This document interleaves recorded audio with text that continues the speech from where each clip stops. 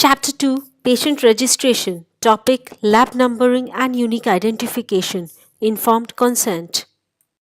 The basis of numbering is to treat every sample as an individual patient.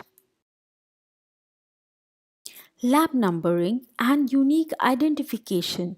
A unique identifier is an important tool for managing information, and careful thought should be given for how best to assign identifiers to patients and the samples within the information management system. Patient identifiers.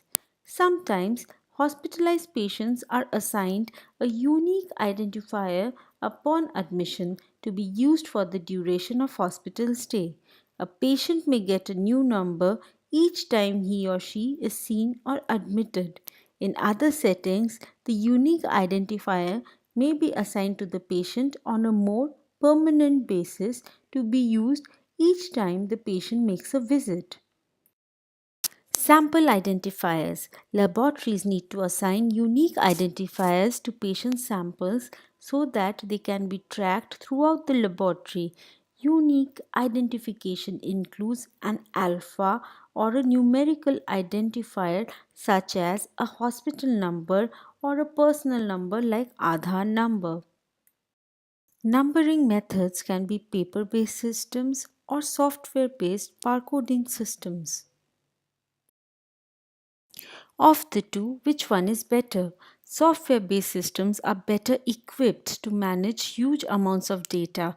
They minimize pre analytical errors in transcription. Data is easily manageable and retrievable.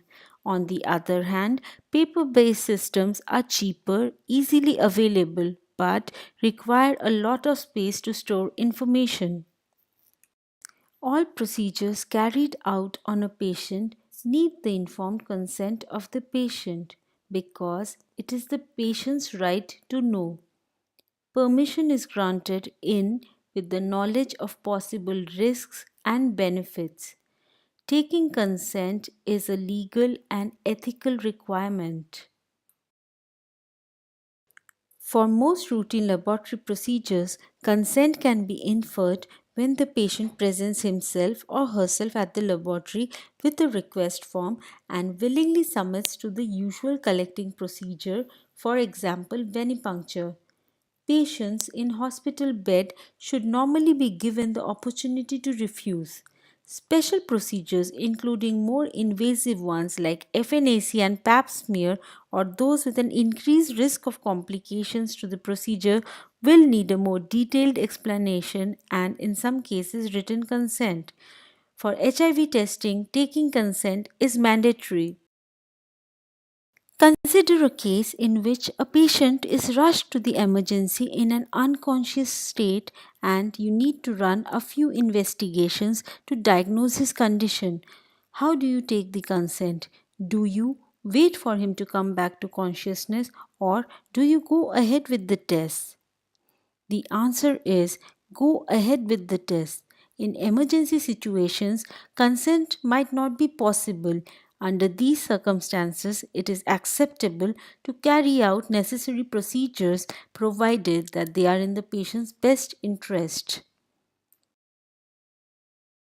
This is a sample pap smear consent form. It signifies the steps of the procedure have been explained to the patient and the patient agrees to have her samples collected. Consent form should always be in patient's language. Therefore, to summarize, giving identification number to the patient and taking consent for taking samples whenever necessary is of utmost importance in pre-analytical processes.